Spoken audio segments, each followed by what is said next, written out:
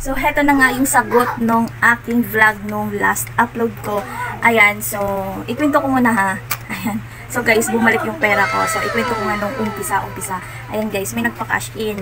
Tapos, kumbaga, bank transfer from GCash to BDO Unibank. So, ayan, guys, hindi po siya pumasok. Nung nag-send ako, sabi ng customer, okay na ba? Sabi ko, pumasok na siya, pero sabi niya, wala daw dumating sa account niya. And then, tinignan ko naman dito sa aking transaction, wala. Sa aking inbox, wala. So, ayan guys, may napagtanungan ako bakit ganun, bakit hindi tanggap ng customer at saka bawas naman sa balance ko. So, sabi nung isa kong customer na, sabi niya, tingnan ko daw sa text, kung nag-text ba si Chika. So, nag-text nga siya doon. So, ibig sabihin nag-failed. Yan guys, ang punto ko lang, bakit hindi siya binalik sa akin kaagad. Pero sabi naman dito, delays in receiving your bank transfer may happen due to system errors or ongoing bank maintenance. So, mag-antay tayo ng 1 to 2 days, target bank account in 3 to 5 days. So, yun guys, antay natin nag-aantay ako ng 1 to 2 days. So, guys, thank you Lord kasi dumating siya 1 day. Yan. Kasi nag-text siya ng kinabukasan. So, yan guys, ginawan ko talaga siya ng video nung gabingin kasi nagpapatulong ako kung paano siya maibalik, kung sino pupuntahan ko at ano ang gagawin ko. So, nag-text si GCash nung around 11 a.m. So, ayun guys, yan yung text niya. So, within the day daw matatanggap ko, maibalik sa wallet ko. So, ayan, nag-antay ako ng hanggang hapon. Ay, dumating siya ng mga bandang 5, 6, yan, papakita ko dito, yan, yun yung text niya. So, thank you Lord kasi, so, inaway na ako ng customer kasi hindi naman totaling inaway, basta sinabi lang niya sa akin, paano, what if, kung hindi maibalik sa akin sa wallet, ano dong gagawin ko? Sabi ko, syempre, wala akong magagawa, aabunuhan ko, yun, mawawala naman ako ng 1,000, sayang din yun. Ayan, so, inantay ko talaga, akala ko, 1, 2, 3, may nag-message dyan sa una kong vlog, yan. So, ayun guys, ibabalik naman daw, lalo na pag true banking, 3 days daw talaga ang itatagal. Diyos ko, sabi ko, ang tagal naman nun. Pero inantay ko talaga 1 day lang, in 1 day talaga. Yan, binalik siya nung gabi.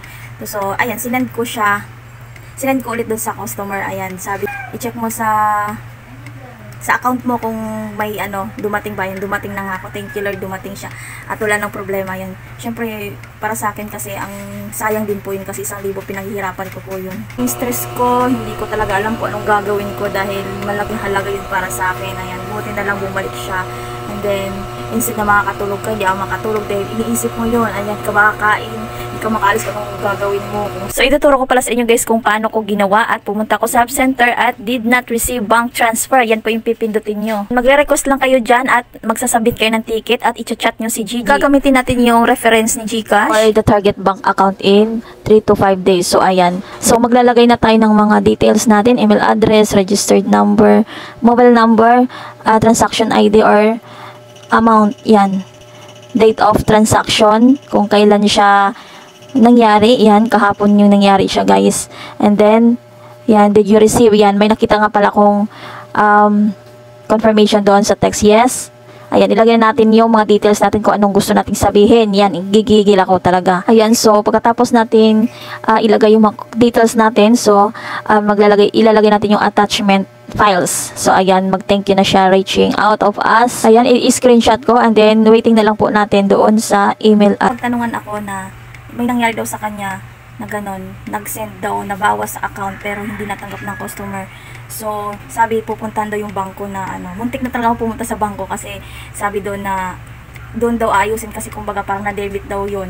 Pero hindi ko naman na napuntahan na yung bangko dahil nung hapon na yon kasi bukas pa sana ako pupunta po. Kumbaga, inantay ko lang yung 1 to 2 days. So, dumating naman siya in 1 day. So, hindi na ako napumunta sa bangko kasi ang nandoon, ibig sabihin, parang hindi na problema sa bangko. Problema na sa GCash yun kasi parang hindi, kumbaga, nag-maintenance kasi yung time na yun, hindi na nakarating dun sa bangko. Mga naka-encounter ng ganong pangyayari, so, huwag kayong mag-alala kasi ibabalik naman sa inyo 1 to 2 days. So, alam nyo guys na ang ginawa ko, so, nagsisearch ako kung paano tumawag sa GCash. So, ang nangyayari doon ay, sabi, idadial mo daw yung 2882. So, through dial naman ako, sige dial ako, hindi ako makapasok kasi madalas daw yun, makakapasok sa landline nila is 7 AM to start siya 7 AM to 5 PM.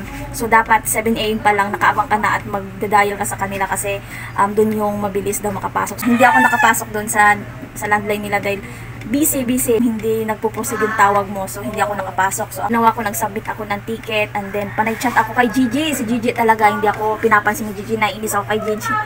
Ito si Gigi kasi di kami nagkakaintindihan talaga, naiinis ako kay Gigi.